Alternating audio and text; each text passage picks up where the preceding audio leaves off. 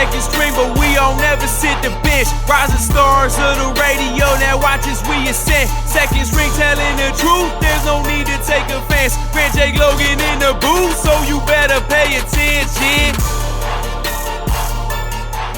All right, welcome back to another episode of the Second String Sports Show. I'm Jake. Logan. Grant. And Jeff.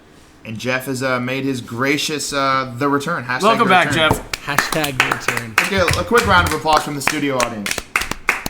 I'll clap for myself. The technical difficulties have been overcome, and Jeff Lowe has made his official return to the Second String Sports Podcast for a very special episode, considering the circumstances of last night. Good to be back, and good to actually have something positive to talk about. Yeah, maybe we shouldn't have Jeff give score predictions because we get W's. Damn, Jeff. Come on. Hey, you know what? We may have to fire you. If it means the Beavs are going to win more games, I'll take one for the team. Beavers, how about that? How about that? Go Beavers, how about that? Go Beavers, how about that? Go Beavers, how about that? It needed 3 plays, so. True. It's a great video. It's a ringtone. Shout out Gary Andersen, pure emotion. Well, let's get into it. Let's not get ahead of ourselves. Oregon State Cal, night game, Corvallis, first night game of the year. And Jesus, it was a how do we put it? A wrecking ball. Wrecking Nall. Wrecking Nall. Great, you stole my thunder there, but okay. My bad. No, Anyone you're who's good. in research knows that's a really legit graphic. Yep. Ryan Top quality graphics. Nall. Yep. What more can you say? Yeah, 14 carries, 221 yards for an average of 15.8 and 3 touchdowns with the longest run since Steven Jackson in Beavers history since 2002. 80 yards. Full beast mode. Ryan Nall for Heisman. Well, you saw some speed on that too. His 80-yard run. I mean, he looked healthy, and now it's a little bit up in the air. He was knocked out of the game. He came back. He was a little gimpy coming up, but I think we'll see how he is for Utah. But what a force! And as you can tell, Grant's voice is still gone. Yeah, my voice was there before the game, and then after it's gone, and it's still gone. It got kidnapped. It got put in a car. And I needed every bit of away. that to force some false starts and get the W. So that's what we're doing. That's what we sacrificed. Reeser was in fact an experience that night. Anything for the team, Grant. Yep, exactly. Gotta do it for the team. All right, so besides Ryan Nall absolutely going off, what other keys did we have winning this game, guys? I mean, Daryl Garrettson rushing for 100 plus as well. Daryl Garrettson, 10 carries, 105 yards, and 2 TDs. Mm-hmm. Yeah, and that was huge because he really couldn't get much going through the air at all. I mean, he made a couple key throws, but 13 for 24 isn't that bad, but 85 yards for an average of 3.5 and 2 interceptions. Picks. Yeah. That just, I mean, Evan, who was on the show last week, just said to me during the game, like, you could have put almost anyone back there at QB and thrown for, like, that same number, if not more. Mm-hmm. So the rushing there saved us. I feel very confident that I could go in there and put up those numbers. Very confident. Jeff. I feel like one of the, if I remember correctly, maybe it was the first or second, I don't know, first interception, I think maybe it wasn't directly his fault. I think it got tipped. It was tipped. Yeah. The Villeman one that kind of hit him in the chest. Yeah. It bounced off the just chest. kind of bounced around there. So I think one of them weren't exactly his fault, but that was just kind of an interesting stat line when you look up on the scoreboard and you see just the rushing yards compared to passing yards, because it's funny because in the years past with Riley and Mannion, and it's the total opposite. You see like 12 rushing yards with 400 passing yards. So it was kind of an exciting to see it kind of flipped around this time. Yeah. Yeah, it really was, and it was really unexpected to see. I mean, we hadn't been able to establish the run game even against, like, Idaho State like that well. It was, Cal is a big athletic team, and, they've beaten some ranked opponents so far, and it was surprising to see our run game get started against a team like this, and the way that we did it, and with so much ease. It felt like every time we called a pass play, like second half, it was like, why did we do that? Like we're gaining at like 5 yards a carry. I mean, just keep running. Yeah, and the defense as well. Like, besides maybe some of the situations that they put themselves in there in the fourth quarter, overall, I thought the defense did play well. Yeah. It was decent to an extent, but there was just a couple of those plays where they and they just rushed right up the middle for like those 50 yards a couple of those times. And other than that, I feel like Cologne implemented probably maybe a good defensive game in that aspect. So. No, I agree, and I think something that was impressive. Tristan Deku, I mean, he shut down the second leading receiver in the nation and held him to 14 yards, I believe, something like that. I mean, Hansen had 4 receptions for 16 yards. I mean, that was huge, and he was all over him the whole night. And Hansen got hurt too, which led to some of those down numbers. But he did, but that was towards the end of the game. I mean, Dekud was on him that whole. I mean, even if he wasn't hurt, I mean, Dekud had his number that whole game. It was really impressive. The one thing I'll say, I didn't watch the full game because of external circumstances. But looking at the box score, holding an offense like Cal to 124 passing yards is huge.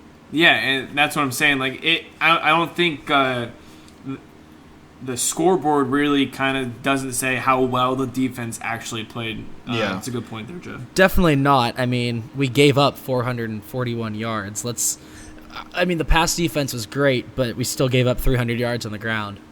Mm-hmm. And that was a lot, but that was some of the super long runs, like over in just a couple plays here and there when they gave up the 50-yard run. I think there was a couple of them. So I think overall in that aspect, if you take a couple of those away, the defense overall played very well. Yeah, I mean, you look at the box stats. We get 27 first downs. We're 8 of 12 on third down, which is huge. 474 yards rushing is just, unbelievable. We win the time of possession, but we lose the turnover battle. So, kind of a weird game. Looking at the box score here, but man, just so stoked for that win. Seriously it's such a program building win for Oregon State, and I don't want to hype it up too much, but it really is huge for this program. Yeah, it's the first Pac-12 win in the Gary Andersen era, and that's what we've been kind of waiting for. But respecting the process, maybe we didn't think we might not even see one this year. But one thing, we've bashed a lot of media members as well as just fans overall. They've bashed the offensive line, and to the offensive line credit last night, they did not allow a sack. That also helps with Garrettson running for 100 yards. But props to the offensive line not giving up a sack. I felt like they held their check, and that's I think that's also a major key of where we were positioned at the end of the game. Yeah, I agree. Just going back to the defensive side of the ball, someone who I think deserves a lot of credit, along with Deku, is Xavier Crawford. I thought that he, as a corner, played really well. He looked really good in pass coverage. He was a sophomore. He had 3 pass deflections, I think. Yeah. So it was really a whole team defensive effort, and I do agree that there were some big plays that you can't have to win a lot of games on the ground, but the pass defense looked really promising going forward. Devin Chappelle had a pick, which is good, getting those turnovers. We didn't have great sack numbers. 4 QB hurries, 1 sack, 6 tackles for loss.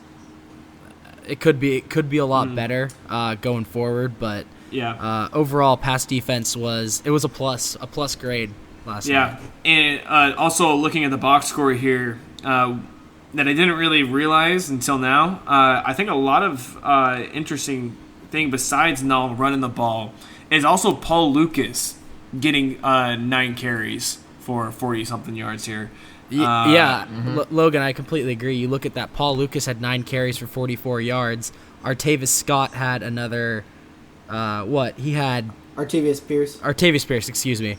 Artavis Pierce had 13 carries for 58 yards and a touchdown.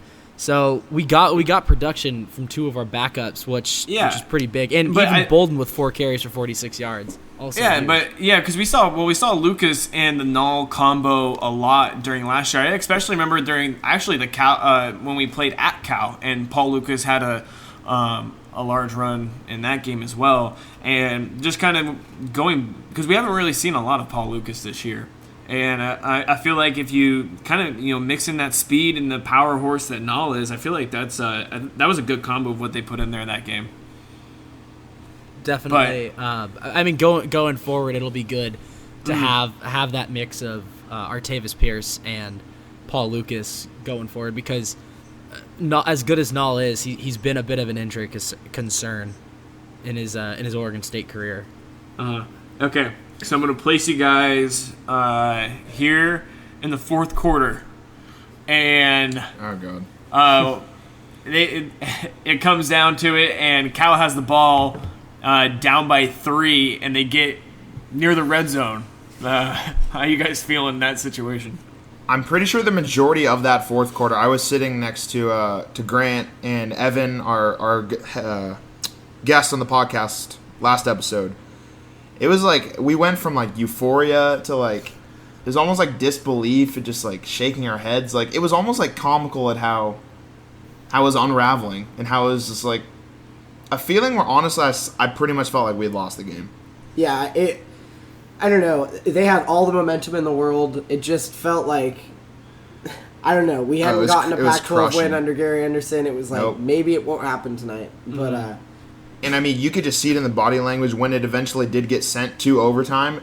Cal's sideline looked like they had just won the championship, and Oregon State was, demoralized walking back to their sideline. So, Jay, I was nervous. A great point to that is, it's so awesome to see that team, blow a lead, give up 24 points in the fourth quarter, and then still fight and come back to win that game. That's so much more to build from than if we, had just rolled away with that win, Exactly. And won by 21 points. Yeah. It would have been it still would have been great to win by 21 points, but I think it shows more about those kids how hard they're really working to get better. Yeah. And Gary Andersen, I mean, you could even see that from him. I love to see that emotion from him, too. Yeah. And from Daryl, too. It was just so cool. Can we get the sound again? Can we get the sound? I'll pull it up. It's so cool seeing just that whole team, how excited everybody was. I mean, you look on Twitter, you watch the post-game stuff, just how much that win really meant to this program is awesome. Go Beavers, how about that? Go Beavers, how about that? Can we just get that as a permanent soundbite just plug into the podcast, like from episodes to come? Second String Sports, how about that? I'm honestly tweeting that after every win. How about that? Which is hopefully a few more times. But well, let's dive into that. How big of a win do you think this can be going forward? Can we keep the momentum going? We want to dive into this week. I mean, might as well. Well, all right, definitely. We've been in a dark, very. We've been pushed to the back of a gloomy cave. Tunnel, and rock has been rolled over entrance. No food. we've been digging so much, and I think we might have just saw a little bit of light.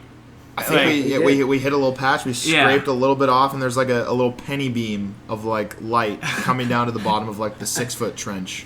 But it's there. We can dig out. We know there's light. We're not, Yeah, we've been stuck, and I think we're coming out. It's definitely just a huge win. And especially, I think it can build momentum going forward, especially just like for the players and the fans as well. And like you were saying about the sort of disappointing lack of overall attendance for Cal, don't you guys agree that I think we're going to see a pretty, especially for a 1:00 game, which is a much better time. Part of the reason the lack of crowd last night was the fact that it was a game that wasn't going to get over until 9 o'clock, 10 o'clock. Especially in last night's game where it was a long game. Let's be honest. Any game in Reser Stadium that starts past 6 o'clock, you're going to have a couple people who just aren't going to make it to the game. Unless it's a Civil War, it's not going to be an attendance game. And you just got. The truths. It's really hard to expect everybody to start drinking at 10 a.m. to make it to a 6 o'clock game. Well, I know some people don't have a problem with that, but. I know there's some people not out there, being Jake. one of those people. I know you're not one of those people, Jake. Okay. But 1:00 game, ranked opponent, coming off of an overtime win like this. What do you guys think for the crowd this Saturday? Oh, everyone's gonna be. It's gonna be incredible. Juiced and everyone's gonna be hyped. Yeah, We got a dub. Yeah, and I think, just going back to your, momentum-wise, I think that it was just huge to get that first Pac-12 win. Yeah. Just kind of get that whole, I don't know, it's a sense of relief to get that off your back. It's just to get that win, and it's something to build on. Mm-hmm. So I agree. I think it's going to be well-attended. It's going to be hyped up, ranked opponent, and, Cal beat Utah, so... Why not? Why not us, too? Why not us? Yeah. Why not us? Especially, we like to say it again. We're hope we're wrong in a lot of situations, and we were wrong last week. And man, our slogan really did come in handy last game. So I'm glad. I'm glad we're wrong. I am really glad we're wrong. can we make T-shirts? Second string says I'm Let's really do it. glad we're wrong. Well, eventually we might be able to toss those T-shirts in the fire. So Hopefully that's our slogan becomes irrelevant in seasons to come very, very soon. Mm-hmm. Maybe by the end of this season, who knows? Talking about the Utah game, I think the atmosphere is it's going to be off the chain next weekend. Because you're going to be there too. Oh, I That's can't why. fucking wait. It is going to be so dope in that stadium. And in the parking lot. Yes, Jeff. Rain in the forecast for Saturday, so might have It's to get okay. the ground game going again. Yeah, bring your rain jackets. Go Fine. Beavers! How about that? How about that? LA boy that? can handle some rain. Oh, believe me, I am more than okay with dealing with rain. I'll be okay. All right, so we want to get into some score predictions because why not? Next week? Yeah, Next week? Well, this week. Well, yeah, this I coming guess week. so. Yeah. This Saturday, Utah, man. 1:00, Reeser. All right, we'll have. I guess. Grant pick it off this time. Oh, okay. Man, I loved the Come fight. on, Grant. The fight that we saw. I know you we saw want this to, week. Grant. We saw we can compete with these Power 5 schools. I'm going to. I think. I'm gonna go Oregon State 28. Ooh, 28. Utah 24. I think Beavs win by 4. I hope I'm not wrong here. I hope I'm not wrong. I think Oregon State wins a close one. Go Beavers! How about that? All right, Jeff, what do you got? Man, score prediction. Utah's been a tricky team to figure out. Yeah, I feel like the same with Cal too. Cal's been having a strange season as well. Yeah, but Utah had a game against BYU where they fumbled 8 times. They didn't lose 8 fumbles, but they fumbled 8 times and still find a way to win. It's going to be interesting. It's going to be tricky. Obviously, never say never in research. So I will go Oregon State 27, Utah 24, with Garrett Owens kicking a game-winning field goal in overtime. Wow, you're all but 1 point away from me. Enigmas. I spiraled low with my enigmas comment. All right, I'm gonna go. So you went 28. I went 28-24. Jeff went 27-24. 27-24. Both Beavs. I hope we're not wrong. True. I guess yeah. So our slogan has switched from "I hope we're wrong" to "I hope we're not wrong." Yeah, Cal was a big week for New our confidence. new also. show, new slogan, special talk. Okay. Man. All right, well, Logan, you do yours. Since Jake's taking forever Yeah, here, do yours. I'm gonna keep going with our original slogan here. I hope I'm wrong. I guess we gotta have one naysayer. Yeah, I definitely. Utah's. I just kept seeing them as a collision course here with Washington, which is another topic here we can jump get into on to later. that soon. Yeah. But no, I definitely see Utah winning this game. But I think we can definitely keep it close. But I'm going to go with a 38-24 Utah victory. Jeff, how about you? I gave my prediction. Jake's the only one that's slacking. Jake, I meant Jake. I'm slacking.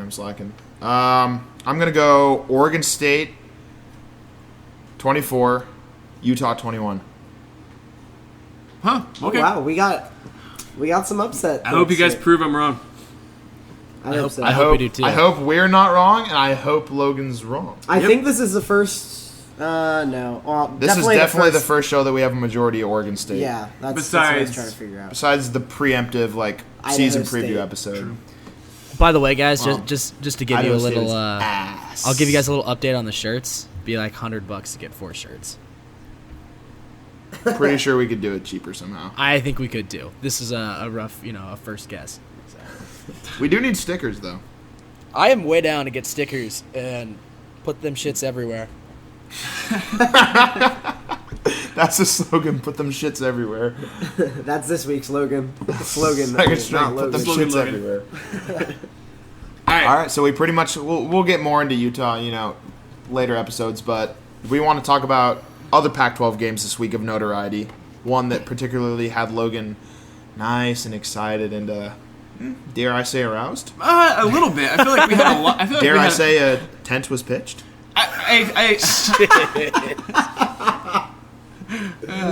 Oh god. Yeah, you could say that. I feel like Washington pitched their tents there on the. I like the transition. midcourt. Yeah. Like, go Huskies! How about that? No, it's very. I feel like we all kind of saw man. this coming. We did. 70 points. I don't know if we saw it coming this much, but Oh wow. okay, Grant. Not even my mind went there. What was the official score? 70 to 21. 21, yeah. 70 to 21. Yeah. 70-21. First win in 12 games, 12 seasons, right? Yeah, I don't know. I didn't get to. Man, Jeff. UW. How they looking?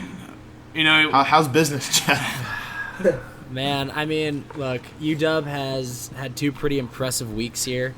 They are the Pac-12 favorite at this point, and they're probably the only hope in the Pac-12 to get to the playoff. And Exactly. I'm a pretty big Pac-12 homer here.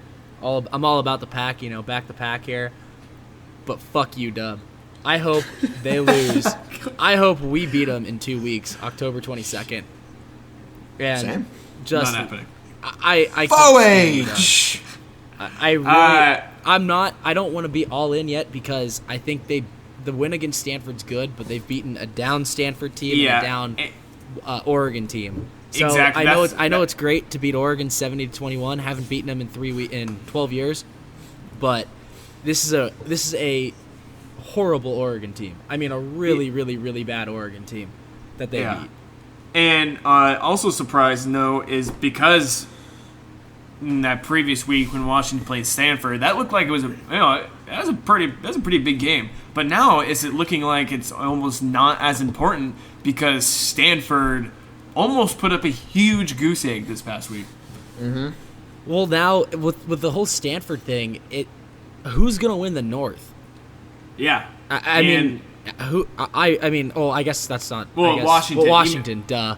But it's now who challenges Washington, I guess, is the better question. And no one. No, yeah, literally no one. I mean, the only game I would say where you might have to watch out is going to be SC. I think SC can give Washington a good game. Mm-hmm. I think SC's slowly starting to figure things out with Sam Darnold. Yeah, and they got a victory over Colorado, Which is a big win for SC. It is, and it's a huge loss for Colorado, which is. Yeah, I'm a kind of bummer. bummed about that for Colorado. I thought they were going to win the South. Shout out to our Colorado homies. We feel for you. It's a tough loss. Yeah, shout out to the Free Ballin' podcast. Yeah. We'll rekindle the fire. But overall, though, okay, so looking at it, if, say UW does sweep and they just run the Pack and they go undefeated, say this does happen, I feel like, yes, they have a shot to make it into the playoff football, in the playoffs, but I just feel like the committee would automatically just pin it as, we're going to be sticking it, even though the SEC is not as tough as in years past. I feel like they put in just a team like a Big Ten or well, like a Logan, Big Ten. here's the issue. I think it would come down to if you have an undefeated Washington team and a one-loss Louisville team, who are you taking? And I think in that situation, you take the undefeated Washington team. Yeah, but I don't know. I just feel like that'd be an interesting topic eventually if that does happen. So, which I definitely believe it will happen. I can almost guarantee it. I don't Put money. I wouldn't. I mean, if you want to put money on it and go all Stu Gotts, by all means. Nah, I don't think that's my only safe bet that I have. I don't have any other good bets. So now that we've talked about UW, Grant was just looking up Pac-12 rankings here. Pac-12 power rankings. Power rankings. this week. Do we all come to? Oh, Whoa. Had a little... we got a goose in the room. Vicious. So, worst team in the Pac-12. How are we all on the same page? Consensus on who that is? No. No, No? I think I. Well, let's go around the table. All right. All right. So you guys are bringing this up. What do you guys got? Grant I started think off. Oregon. I think Oregon is a little better than their record and they're playing. I mean, they are playing awful right now, and I hate to admit they're a little bit better than 0 conference wins, but I think they are. I think probably the worst team right now is maybe Arizona. Yeah, I was gonna say Arizona. Yeah, but even Arizona, at times, they still pushed Washington to overtime.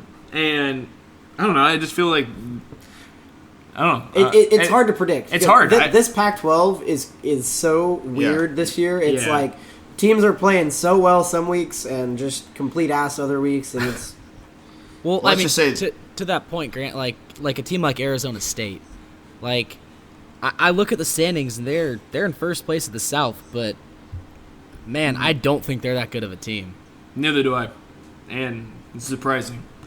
But, yeah, I know. I just, if I did have to pick someone to still be at the worst? bottom and maybe the worst, yeah, it's probably either Arizona or us for right now. And I think if Oregon gets another loss this week, then yes. Pretty much cemented, yeah. I would probably even bump them down to the bottom, but I mean, that's tough. It's just tough to put a power ranking on. Logan, the Pac-12 is just tough this year. I think you could make a legitimate case for Oregon being the worst team in the conference. They have Oh, 3 yeah. conference losses. The ESPN power rankings right now that me and Grant are looking at has Oregon at 12, Arizona at 11, and OSU at 10th. I don't argue that. I think that's perfectly Could fine. be switched around a few, there, but I think after No, this I don't week, think we'll you pretty could. much know. We have a Pac-12 win, and that's got to count. You think for we're something. better than Arizona? Yeah, I think we could. I think we could beat Okay. Arizona if we were playing them this year. Actually, we are playing them this year, so I think we We can are. absolutely It's beat Dad's Arizona. weekend, I think. Yeah. I thought it was funny the ESPN little comment for the power rankings. They have all these paragraphs for all these teams. There's Then literally- they have Oregon at the bottom, and there are 2 sentences: "The king is dead. Long live the king." That's all. it. That's all it says. Savage ass ESPN. No, yeah, but the pack is strange this year. It's definitely It's wacky. But I feel like it's been like this in the past, where we just can't make sense of literally anything. The Pac was like the Western Conference in the NBA this year, kind of. Explain. Well, no, I don't agree with that because if you look at the Western Conference in the NBA, yeah, it's super competitive, but you have one dominant team in the Cavs, or not the Cavs, the Warriors. Excuse me. Yeah, the Huskies. They're not on a Warrior-like level of dominance right now. They've won 6 games. When they go undefeated, they will be. You wanna mark that down, Jake? Oh wow! You want to put it add- down? Huskies go undefeated because I'm willing to bet Yes. that they lose 1 game that they're not supposed to. Jake and I will combine together. We'll discuss on next podcast because Yeah. I got to let my mind wrap around what we need to think about this. All right. We could also make bets on Oregon going winless for the rest of the year too, because that's a very strong possibility. Honestly, Okay. Is it? I Well, think so. let's- Look at their schedule. Oh yeah, I'm pulling up their schedule. Let's. I wanna Arizona break- State, Cal. Okay, so they got AS. They got. I say Cal They go gets it. at. Okay, they go to Cal next week. They I think got. they lose that. Cal's gonna, yeah. Okay, they get Arizona State at home. That's the only one I could give to Arizona State. But even then, they could. Yeah, sorry, to Oregon. I think they could still shit the bed though. So Yeah. On the road at SC. yep, SC, That's a loss. They get Stanford at home. Stanford. That one might be interesting the way Stanford's playing right now. Stanford plays them well in Autzen, though. That's the thing. That is true. Oregon at Utah next. Utah. and Definitely. then the Civil Especially War in Corvallis. Oregon Go State. Beavs. It's our first Civil War win in 8 years, so yeah, winless. I think realistically, look at that. That's 2 wins, maybe. Yeah. They are 2015 Beavs. This is gonna be such a fun week when Oregon State. Beavers, how about that? Oh, there you go. Go Beavers, how about that? I hope that echoes throughout my mind as I try to sleep tonight. It did last night. This is gonna be such a fun week when we have this week where we have more conference wins than Oregon this far into the season. Yep. Right? I can't remember the last time Oregon State had more conference wins than Oregon 8 weeks into the season. But hey, no complaints. No Oh, yeah. complaints. We're gonna milk this just as long as we can. All right, we'll leave a couple more minutes here on the podcast, and we'll just dive into some NFL and brief World Series talk since Jeff missed it last time. Yeah. So NFL happened here today. Any big notable news stories you guys got? Skull. What? What? Skull Vikings. Oh. Okay. Sure. Jake, I am so confused. Skull Vikings. It's their damn saying, Jeff. Okay, but you just said school and Yeah, there's absolutely no context. In Whatever. 5-0, only undefeated team in the NFL. oh yeah, that's Sam. I'm on the Vikings bandwagon. That Sam Bradford trade. All right, I wonder Jake, who supported it. Me Jake, and Logan I'll did. make a bet with you. I will I'm give not you. betting on. I'm not betting on the Vikings. I'll give you the Vikings to win the Super Bowl, but I get the field. false. All right. Wait, what's the spread on this? I'm not even willing to. Wait, I can't give you. negotiate I can't give you a But spread. no, but there's not like a spread, but just like if that happens, Jake gives you $5. If Vikings do win, you give him $50. No. I'm talking about. I'd do that. I think as a show, we need to incorporate some sort of grid of death or wheel of punishment type scenario here. Oh yeah, I need a grid of death. So, Wheel of punishment. Yes. Yeah, or a wheel of punishment to steal some things from the Dan Patrick show. But I like that. I'm willing to put a wheel of punishment on the line if Jake is willing to also put a wheel of punishment on the line. Vikings. I'll give you the Vikings. I get the field for the Super Bowl.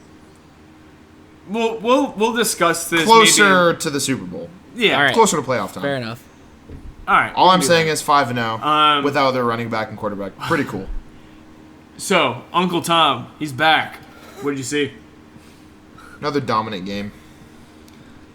Yeah, I mean it was the Browns, so it's kind of hard to. There's an asterisk next to it, but still There is three but touchdowns. Still impressive. You know, 406 yards. He's back.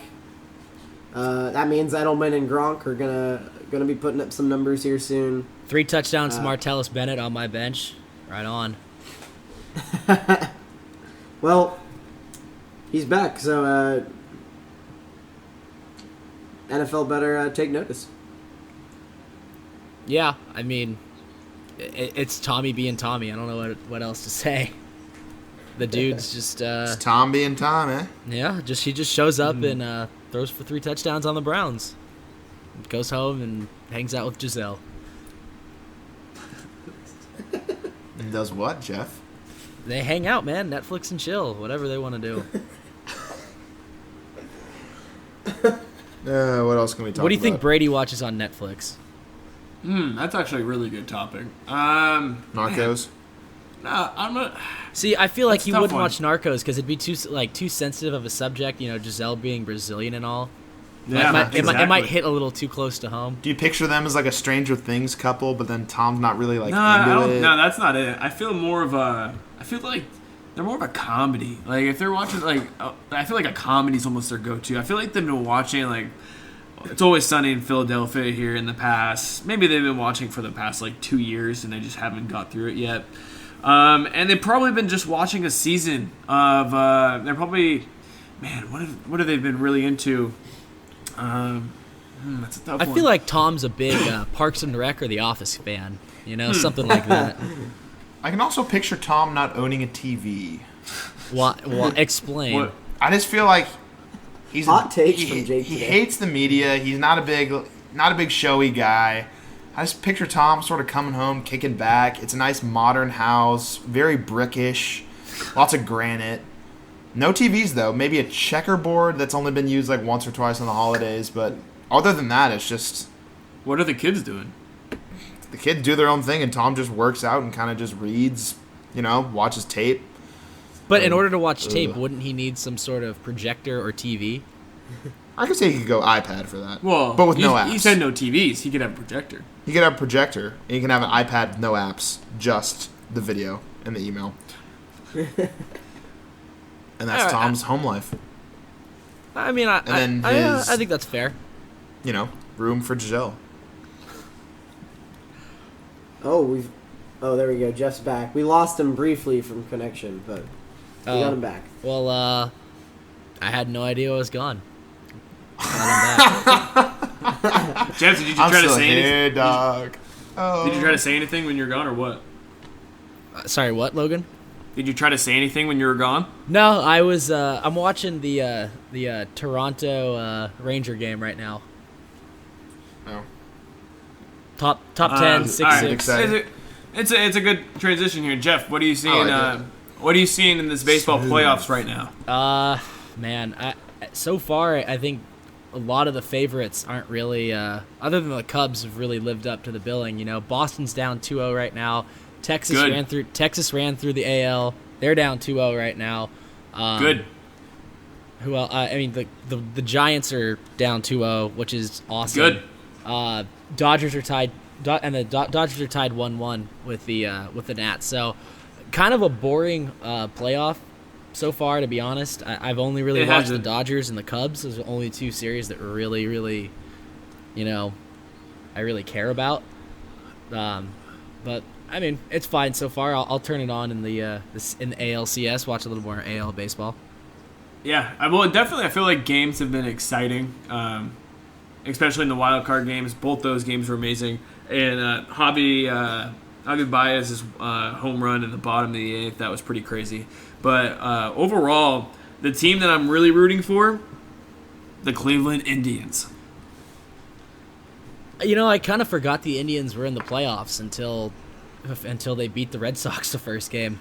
It's kind of I turned on MLB Network and was like, oh yeah, Cleveland's got a team. Yeah, but Jeff hates the city of Cleveland. You are goddamn right. What does Jeff hate more? We'll get a poll going at some point. Yeah. Or a fan, a live fan question and answer when you're in Corvallis. Does Jeff hate A, the city of Cleveland, Peyton Manning, B, Peyton Manning, C, Nick Young, or D, the University of Washington? UW. Man, see, that's a tough one. Because I really hate to root against UW. But Nick Young hits so close to home.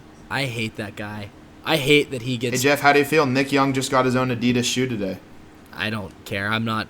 You know what? That's more of a sign on Adidas that they're kind of a failing brand. If you're going to go out and sign Nick Young, a guy who may not even make the roster for the 27-win Lakers...